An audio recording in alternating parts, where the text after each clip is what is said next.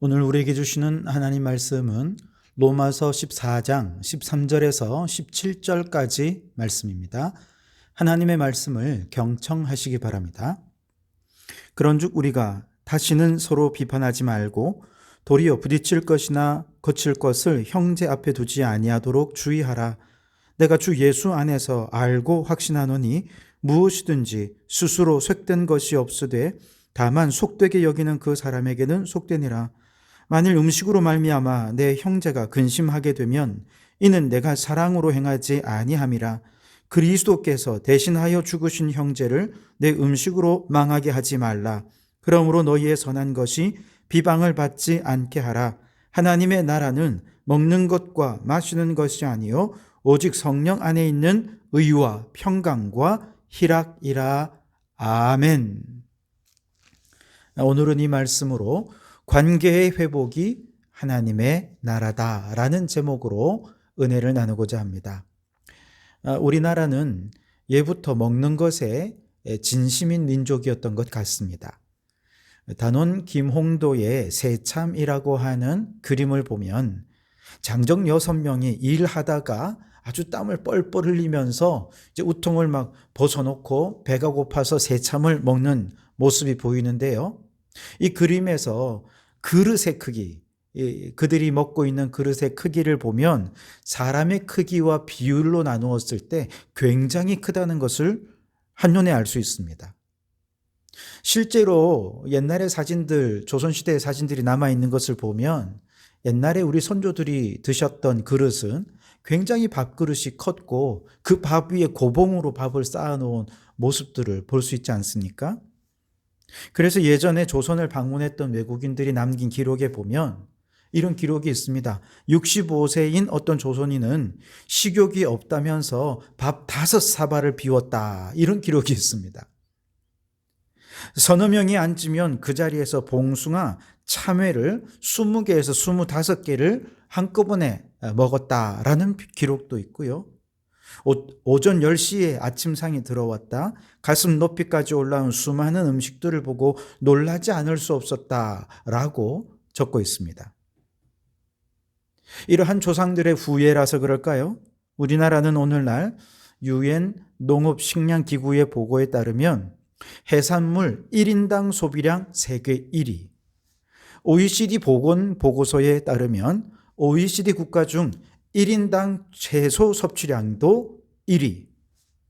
육류는 워낙 서양 사람들이 즐기기 때문에 육류 섭취량은 떨어집니다만 아시아 안에서는 우리나라가 1위라고 합니다. 얼마나 잘 먹는지 몰라요. 먹방이라는 컨텐츠도 우리나라가 처음 만들고 세계적으로 유통을 시켜서 웹스터 영어 사전에 먹방이라는 단어가 그대로 사전에 등재될 정도입니다. 우리 어머니들은 시장을 보고 냉장고에 가득 집어넣고 나서도 이렇게 냉장고를 열면서 먹을 게 없구나 그런 말씀을 하시잖아요. 그만큼 먹는 것에 진심인 우리나라입니다. 그런데 우리나라가 먹는 것에 진심이라고 해서 그저 먹는 것을 먹는 것으로만 여기진 않습니다. 먹는 것 속에서 항상 우리는 관계를 생각했습니다. 서양 사람들의 개인적인 문화는 음식에도 녹아들었죠. 그래서 서양 사람들은 음식을 놓고서도 그것을 먹을 만큼 개인 접시에 담아서 먹을 만큼의 분량을 먹게 되지요. 그런데 우리나라는 예로부터 찌개나 전골이나 반찬을 가운데 두고 그 음식을 모두 나누어 먹지 않습니까? 외국의 식당에 가면 반찬 하나를 더 추가하는데도 돈이 드는데 우리나라는 푸짐하게 반찬을 한 상을 내어와야 이거 정이 있다 이렇게 표현을 합니다. 죽일 것 같이 막 서로 대들고 싸운 후에도 화해하기 위해 우리는 식탁에 마주 앉아 먹으면서 화해를 시도하는 민족이 우리 민족입니다. 먹는 것이 진심인 우리 민족은 먹을 것을 단지 먹는 것으로만 보지 아니하고 먹는 것을 넘어 관계를 생각하고 공동체를 생각하는 것이 우리 민족이었습니다. 그런데 예수님도 또 그러셨습니다. 예수님은 식탁의 자리에 죄인들과 세리들과 창녀들을 초청해서 그들과 함께 식사하고 함께 대화 나누면서 그들의 상처를 어루만져주고 위로해주고 그들에게 하나님의 나라를 증거하셨습니다. 식탁의 교제에서 죄인과 세리와 장녀들의 친구가 되어주시면서 그 영혼을 회복하고 그들과 관계를 회복하시면서 예수님은 선교하셨던 것입니다. 제자들과 헤어지기 전 마지막 유언을 남기신 것도 만찬의 자리이셨죠. 요한복음에 보면 마지막 만찬의 자리에서 예수님은 일어나 제자들의 발을 닦아주셨습니다. 빵과 포도주를 나누시면서 우리 주님 재림하여 다시 오실 때까지 이 식탁의 교제를 행하면서 나를 기념하라 말씀하셨습니다. 그래서 우리는 지금까지도 성만찬 예신을 통해서 예수님과 영적 교제를 나누게 되는 것이죠. 주님께서 성만찬을 통해 성도들과 영적 교제를 나누기 원하시는 이러한 교제의 방식은 어쩌면 먹는 것이 진심인 우리 민족에게 가장 좋은 영적 교제의 방식이 아닐까 그렇게 생각합니다. 앞으로 성만찬 예식을 더 자주 행해야겠습니다. 자, 그런데 초대교회는요, 바로 이 먹는 것 때문에 갈등이 생기고 말았습니다. 우리가 예수님을 믿을 때 생명의 성령의 법이 죄와 사망의 법에서 우리를 해방시켜 주셨고 우리는 자유자가 되었죠. 그런데 믿음이 아주 강한 분들은요, 예수님께서 우리에게 주신 이 자유가 완전한 자유입니다. 그래서 그 다음에 어떤 죄를 저질러도 그 죄가 예수님께서 주신 의로움을 침해할 수 없다라고 생각하며 그는 모든 죄에서 이미 자유하다고 생각한 것이죠. 심지어 우상에게 제사를 드리는 자리에 초청을 받아서 우상에 바쳐진 제물을 함께 먹고 마시면서도 아무런 죄의식과 문제의식을 갖지 않는 거예요. 그만큼 자신의 믿음은 강하다라고 생각하는 것이죠. 반면에 믿음이 연약한 성도들은요, 특히 예수님을 믿은 지 얼마 되지 않는 초신자들은 지금까지 우상의 제물을 드리면서 귀신에게 절하고 귀신을 섬기다가 예수님을 믿으면서 이게 다 잘못된 거구나, 이건 우상 숭배구나 깨닫고 예수 안에서 이제 구원의 은총을 누리고 우상 숭배 다 끊어버리고 우상의 제물 다 버려버렸는데, 그런데 오니까 먼저 예수님을 믿은 믿음의 선배들이 이렇게 불신자들과 똑같이 우상 숭배하는 자리에서 먹고 마시며 술 취하는 거예요. 그러면서 나는 믿음이 강하기 때문에 저 우상 따위가 내 믿음에 손상을 줄 수는 없어. 그러면서 너무 당당한 것입니다. 그런데 하는 것은 술 취해가지고 결코 경건하지 못한 그리스도인의 모습으로 살아가는 거죠. 무엇이 맞는지 얼마나 혼란스러웠겠습니까? 심지어 이렇게 믿음이 강한 선배들은요, 혼란스러워하는 성도들을 보면서 막 비판도 합니다. 아유, 그렇게 믿음이 약해서 어떻게 하겠냐고. 그런 하찮은 연약한 믿음으로 우상숭배 가득한 이 세상에 어떻게 믿음 지키며 살 수 있겠냐고, 믿음을 강하게 가지라고. 그러면서 우상 제물로 바쳐진 고기를 먹지 않는 믿음이 연약한 성도들을 향해 하찮은 믿음이라고 폄훼하고 업신여기는 게 아니겠습니까? 또 그게 얼마나 상처가 되었겠습니까? 자, 여러분 어떻습니까? 믿음이 강한 자가 되어서 우상 숭배의 문화 속에 살면서 세상 사람들과도 충분히 교제하면서도 자기 믿음 잘 지킬 수 있다면 여러분, 그보다 좋은 일이 어디 있겠습니까? 그러나 그렇다고 해서 믿음이 연약한 자를 비판하고 그 믿음을 업신여기고 그들에게 상처를 준다면 그 올바른 일일까요? 자, 이 문제가 로마 교회의 갈등의 요소가 되고 있다라는 얘기를 듣고 바울은 이제 로마서의 마지막 부분에서 바로 앞서 밝힌 대원칙 12장 1절에서 은혜에 대해 책임 있는 자가 되어야 한다라고 하는 이 대원칙에 입각해서 해법을 제시하는데요. 14장 13절 말씀 보시면, 그런즉 우리가 다시는 서로 비판하지 말고 도리어 부딪힐 것이나 거칠 것을 형제 앞에 두지 아니하도록 주의하라. 자, 바울은 믿음이 강한 자들이 잘못되었다 이렇게 말하진 않습니다. 세상 사람과 어울려 술도 마시고 또 클럽에 가면서도 얼마든지 자신의 믿음을 지킬 수 있고, 오히려 이 클럽에서 전도하고 술 마시면서 예수님을 증거할 수 있다면 그 역시도 복음의 통로로 쓰임받는 것 아니겠습니까? 그런데 문제는 믿음이 연약한 자들이 그 자유분방함 때문에, 너무 자유로운 모습 때문에 시험에 들게 되는 것이죠. 예를 들면 목사님이 술집에서 술을 먹고 나오는 모습을 성도들이 보면 시험에 들지 않겠습니까?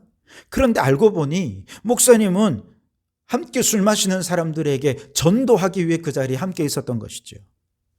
장로님이 사창가에 들어가는 것을 보면 당연히 성도들이 시험에 들지 않겠습니까?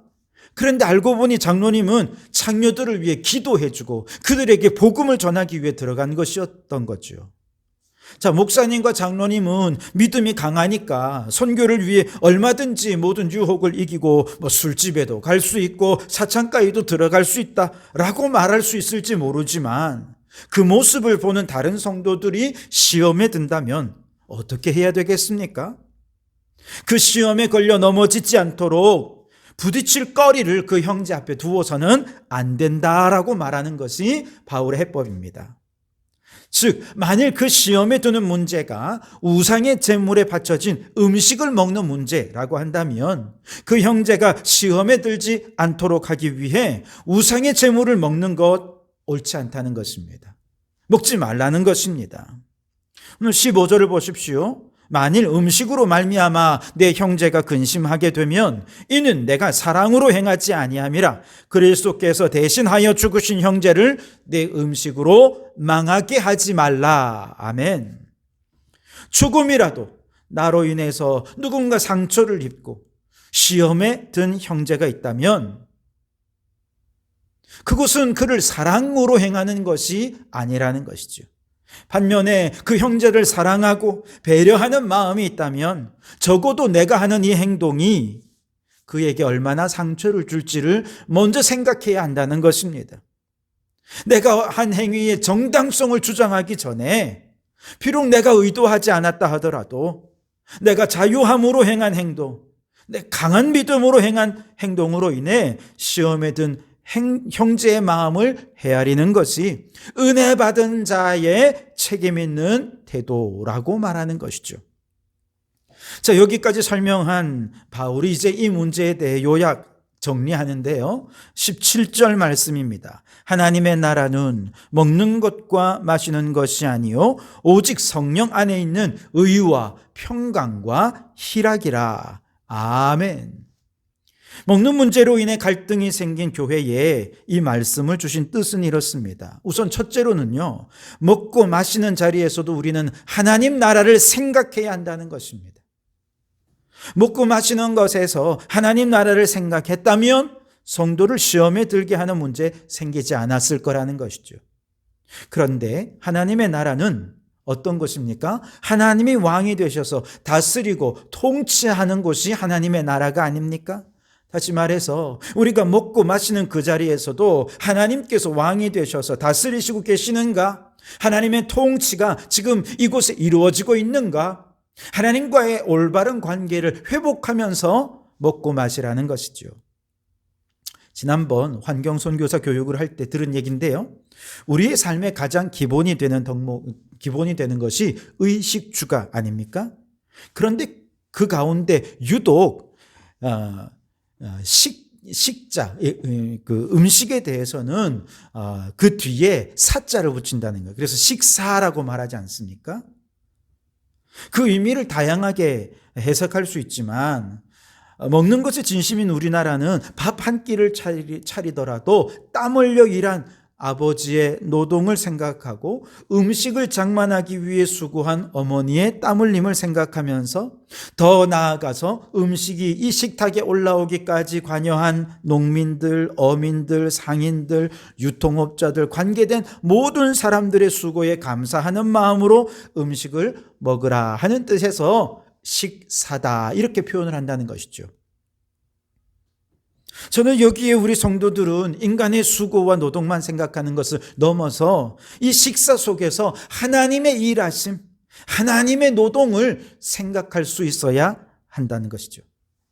즉 곡식 하나를 키워내기 위해 하나님께서 태양빛을 비추시고 바람을 주시고 비를 내려주시지요. 땅속에는 수많은 자양분들이 존재해서 식물들에게 영양분을 공급하죠. 이처럼 자연의 모든 것을 운행하셔서 식탁 위에 밥 한 톨을 올려놓아 주시는 분이 우리 하나님이라는 거예요. 이처럼 하늘의 하나님의 일하심과 수많은 땅의 사람들의 노동이 합쳐져서 우리는 매번 한 끼 식사를 하게 되는 것이죠.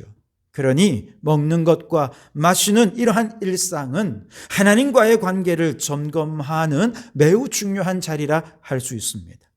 이 식탁 위의 음식조차도 하나님의 은혜로 주신 것임을 안다면 은혜에 대해 책임 있는 태도로 지금 내 앞에 앉아있는 믿음이 연약한 그들을 배려하고 생각하며 행동하게 된다는 것이죠. 그런데 안타깝게도 오늘 우리의 식탁은 점점 수고는 사라집니다. 빠르고 간편하게 먹고 버리는 그런 식탁으로 변해가고 있지 않습니까? 다들 하루 종일 일하고 피곤하니까 저녁에 와서도 그냥 한 끼 해결하죠. 일하는 과정에서도 일하다가 잠깐 밥 먹고 가서 또 일하고 말이죠. 식사를 위해 정성 들여 노동을 하지 않습니다. 그런데 여러분, 우리가 이걸 더 이상 식사라고 말할 수 있겠습니까? 여기에는 하나님과 이웃에 대한 수고의 감사가 있을 수 없죠. 먹고 마시는 자리에서 하나님과 이웃의 관계들을 생각하지 않고 그 관계 속에 감사가 없다면 어떻게 타인을 배려하고 또 은혜 받은 자로서의 책임 있게 타인을 대할 수 있겠습니까? 여러분, 먹고 마시는 것 속에서도 하나님 나라를 생각하시기 바랍니다. 하나님과의 관계를 생각하시기 바랍니다. 하나님의 일하심과 수많은 노동에 대한 감사, 이 식탁 위에서도 하나님이 우리의 왕 되시고 그 하나님이 우리를 다스리시는 하나님 나라가 이루어지도록 그렇게 먹고 마시는 자리에서도 하나님과의 관계를 깊이 생각하는 우리 성도들이 되시기를 주님의 이름으로 축원합니다. 둘째로, 그렇다고 해서 먹고 마시는 그 자체가 곧 하나님의 나라인가? 그렇다고 말하진 않습니다. 오늘 17절 말씀에 하나님 나라는 먹고 마시는 것이 아니요라고 말씀하시죠. 먹고 마시는 행위 그 자체가 하나님 나라를 이루는 건 아니라는 것입니다. 정말 중요한 것은 뭐냐? 먹고 마시는 식탁에 함께하는 사람들과 이루는 의와 평강과 희락, 이것이 하나님의 나라를 이루는 것이라는 것이죠. 그래서 하나님 나라는 먹는 것과 마시는 것이 아니요 오직 성령 안에 있는 의와 평강과 희락이라. 한마디로 식탁 너머에 지금 마주하고 있는 함께한 그 사람과 지금 어떤 관계를 맺느냐, 이것이 하나님의 나라를 이루는 핵심이라는 것이지요. 여러분은 매일 식사할 때 누구와 함께 식탁을 나눕니까? 우리나라는 1인 가구의 비율이 거의 40%에 육박했다고 하지요. 혼자 밥 먹는 사람이 10명 중에 4명이라는 것입니다. 대부분 혼자 밥 먹으면서 어떻게 합니까? 핸드폰을 보거나 TV를 보거나 그렇게 하지요. 사람을 생각하지 않습니다. 그러다 보니 점점 고립되고 외로워질 수밖에 없는 것이죠. 그런 의미에서라도 저는 내년에 꼭 오후 예배를 드려야 된다고 생각합니다. 오후 예배는 예배 그 자체로도 너무 중요하고 필요하지만 오전 예배 후에 성도들이 함께 식탁에 마주 앉아 대화를 나누는 교제가 있기에 또한 중요하다고 생각합니다. 지난 5월 달에 오후 예배에 대해서 우리 설문조사를 했고 그 설문조사를 바탕으로 심도 있는 몇 가지 결론을 내렸는데요. 결론적으로만 말씀을 드리면 이제 그 결론을 바탕으로 내년에 어떻게 예배를 드릴 거냐 하면 내년에 첫째 주에는 전통적인 기존의 예배를 드릴 것입니다. 그리고 둘째 주에는 외부 강사를 초청해서 세미나 형식으로 모임을 갖게 될 것입니다. 이 외부 강사 중에는 믿는 분들도 계시겠습니다만 믿지 않는 분들도 초청할 수 있습니다. 그래서 이걸 불신자들을 초청해서 함께 세미나를 듣는 전도용으로 적극적으로 활용할 생각으로 있습니다. 다만 어떤 주제로 어떤 강사를 모실 것인가, 여러분들께서 적극적으로 설문조사에 응해 주시면 반영을 해서 정말 의미 있는 시간들을 꾸미려고 합니다. 셋째 주 오후에는 기관별 친교 모임을 가질 것입니다. 올 연말에도 우리 성도들이 협조해 주셔서 다시 기관과 부서의 모임이 새롭게 출발할 수 있게 되어 얼마나 감사한지 모르겠습니다. 성탄 준비를 하면서 기관별로 계속 성도들 간의 교제를 나누어 주시고, 내년에는 이제 정기적으로 있는 모임을 통해서 적극적으로 다양한 교제를 나누어 주시기를 부탁을 드립니다. 그리고 마지막 주는 가정 예배로 서로 흩어져 가족 간의 예배를 드리게 될 것입니다. 다시 말씀을 드립니다. 오후 예배는 오후 예배 그 자체로도 매우 중요하지만 성령 안에 있는 의와 평강과 희락의 관계를 이루는 것, 그런 차원에서 더 중요하다는 것이죠. 식탁의 교제를 통해서 성도의 관계가 회복되고 함께 예배하면서 하나님과의 관계, 성도들과의 관계가 회복되는데요. 우선 여기 의를 이루는 것이죠. 성령 안에 있는 의와 평강과 희락의 관계를 이루는 것이 매우 중요한데, 이 의는 무슨 뜻이냐 하면 성도들 간의 신의의 관계를 회복하는 것을 의미합니다. 하나님에 대해 신의를 다하는 것처럼 형제를 위해 신의를 다해야 한다는 것이죠. 형제에 대해 신의를 지키는 첫 번째 방법은 식탁의 교제에 참여하고 오후 예배에 참여하는 그 자체가 신의를 지키는 겁니다. 생각해 보십시오. 오전 예배 끝나고 나하고 상관없어 하고 다 돌아가고 몇 명만 남아서 식사하고 예배 드린다면 얼마나 힘 빠지겠습니까? 어쩌면 좀 배신감도 느낄 것입니다. 그런데 성도들이 신의를 지켜서 함께 식사하고 함께 예배를 드려서 많은 분들이 함께 예배에 참여한다면 얼마나 힘이 나겠습니까? 여러분, 형제에 대해 신의를 다해서 내년에는 식사에도 함께 참여하시고 오후 예배까지 빠짐없이 참여하셔서 성령 안에서 하나님 나라를 경험하실 수 있길 바랍니다.